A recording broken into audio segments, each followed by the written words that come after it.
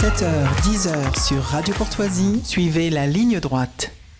Mais alors Marie, je ne comprends pas bien, je croyais que vous vouliez nous parler cette fois-ci de notre maire de Paris, Anne Hidalgo. Oui, c'est lié, Corentin, oui, Anne Hidalgo, effectivement, a encore frappé. Alors qu'est-ce qui s'est encore passé, Marie ? Eh bien, le 13 décembre dernier, la mairie de Paris a annoncé vouloir débaptiser une nouvelle fois une rue de la capitale.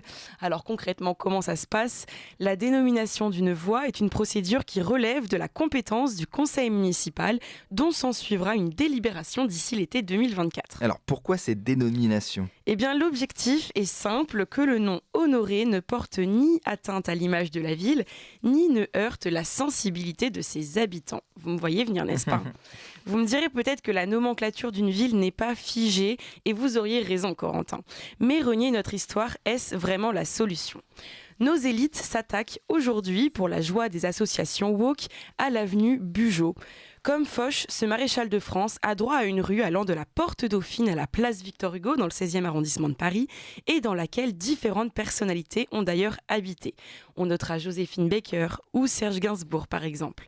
Mais à en croire les vœux du conseil municipal de la capitale, après un siècle et demi, son existence est désormais menacée. Alors qui était ce maréchal Bugeaud, Marie ? Pourquoi cette tentative d'effacement ? Eh bien, pour trouver la réponse, je suis allée sur le site officiel de la ville de Paris et je n'ai pas été déçue. Le titre de l'article, déjà. Retirer le nom d'un sinistre personnage. Alors vous attendez peut-être un bourreau sanguinaire, un chef révolutionnaire de la période de la terreur, un Fouché qui ne mérite peut-être pas l'honneur d'une avenue parisienne. Et voilà, notre maréchal de France, Thomas Robert Bugeaud, justement, s'est rendu coupable. De quoi ? D'exactions durant la colonisation de l'Algérie par la monarchie de Juillet. Ce sont les termes de l'article de la mairie de Paris que je ne fais que reprendre. Anne Hidalgo et ses équipes justifient donc ce changement de nom par le discrédit qui frappe aujourd'hui la mémoire de Robert Bugeaud et le rôle, je cite, éminemment néfaste qu'il a tenu dans l'histoire de ces deux pays. Et oui, nous avons avec ce personnage le symbole contesté du colonialisme français. L'heure est donc à la repentance. Pour retracer en un mot les faits d'armes de notre maréchal Bugeaud, il s'est d'abord illustré dans les campagnes napoléoniennes, mais ne reste dans l'histoire que comme le gouverneur général de l'Algérie qui a forcé l'émir Abdelkader à déposer les armes en 1847. Nous sommes évidemment dans une première phase importante de la conquête de l'Algérie sous le règne de Louis-Philippe, qui se solde par la soumission des populations et un an plus tard à la création des départements français d'Algérie. Vous l'aurez compris, notre maréchal de France est attaqué de toute force par différentes associations antiracistes qui militent depuis des années maintenant pour une décolonisation de l'espace public. Notre conseil municipal préfère donc effacer une figure parmi d'autres de notre histoire pour ne pas heurter les origines algériennes de nos nouveaux compatriotes. Loin de moi, Corentin, l'idée de défendre et faire l'éloge complètement manichéen de notre maréchal Bugeaud. Il n'était pas tendre, mais pour autant il fut l'adversaire de la conquête absolue de l'Algérie. L'un de ses rapports prouve son hostilité à une colonisation de peuplement. Il y déplore une possession onéreuse pour la France. Si vous me demandez quelle était sa devise, je vous répondrai par les armes et la charrue. On peut contester ses méthodes militaires, mais pas sa participation au développement agricole de l'Algérie. Alors quel est le scandale derrière tout ça ? Eh bien Corentin, c'est un double scandale. Le premier, tenez-vous bien, c'est que la mairie LR du 16e arrondissement où se situe l'avenue Bugeaud n'a pas été concertée. Alors ça paraît fou, mais est-ce vraiment surprenant ? Les riverains n'ont pas eu non plus leur mot à dire.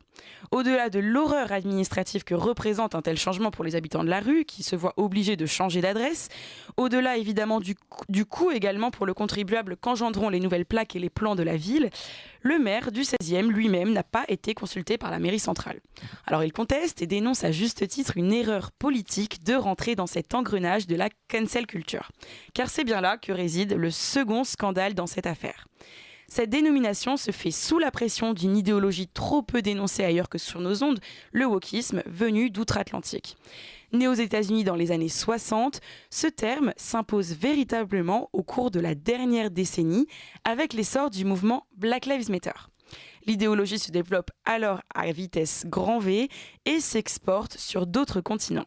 On téléporte donc sur notre sol une histoire et des problématiques américaines terriblement éloignées des nôtres. Si la ségrégation raciale a succédé à l'abolition de l'esclavage aux États-Unis, si une discrimination basée sur la couleur de peau a vu le jour un siècle durant dans la démocratie américaine, qu'en était-il en France ? Jamais, au grand jamais, un tel phénomène n'a existé, et heureusement. Quoi qu'en dise la famille Traoré et leurs amis de la NUPES, ce traumatisme américain n'est pas le nôtre. Nous avons, Français, l'art malheureux d'importer sur notre sol les névroses des autres pays. Alors, changer le nom de rue d'un personnage de notre histoire, en fin de compte, ça serait participer à son effacement. Et bien sûr, Corentin, cette affaire Bugeaud, c'est la volonté arbitraire d'une élite déconnectée de décoloniser l'espace public. Un modèle en vogue, emprunté à l'Amérique avec par exemple les fameuses statues de Christophe Colomb. Oubliez sa grande découverte, nos décolonialistes l'ont mis sur la sellette.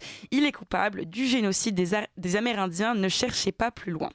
Donc les statues à son effigie sont successivement vandalisées, décapitées, aspergées de peinture, jusqu'à être carrément déboulonnées, retirées de l'espace public.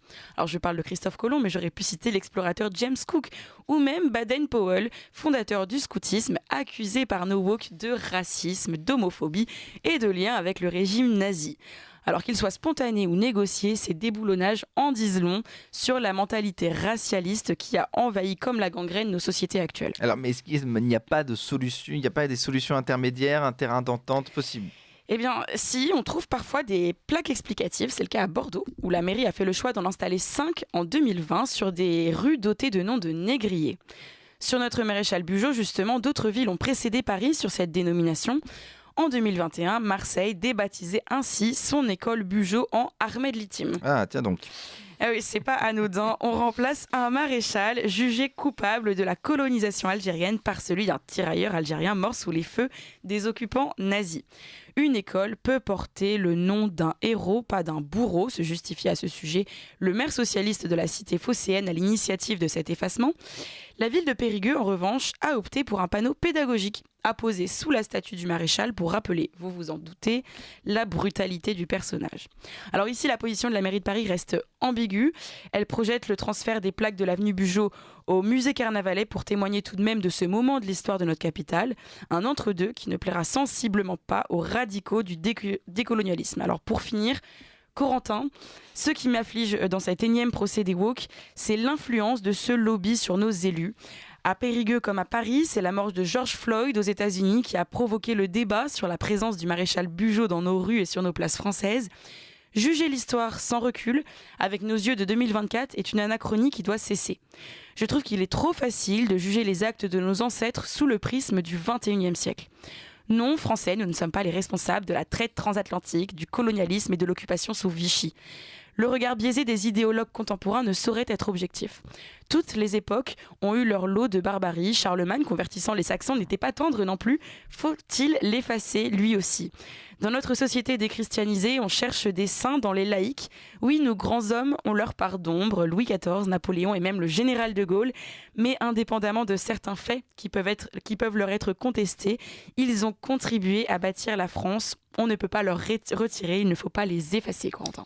Merci Marie Falécon, et on ne doit pas les effacer, mais il y en a certains qu'on effacerait bien, notamment je rappelle toujours qu'il y a une station de métro qui s'appelle Robespierre en France. J'y ai pensé en écrivant la chronique. Voilà, qui est responsable de milliers de morts français. Merci Marie Falécon, on vous retrouve tout à l'heure pour la zone Livon.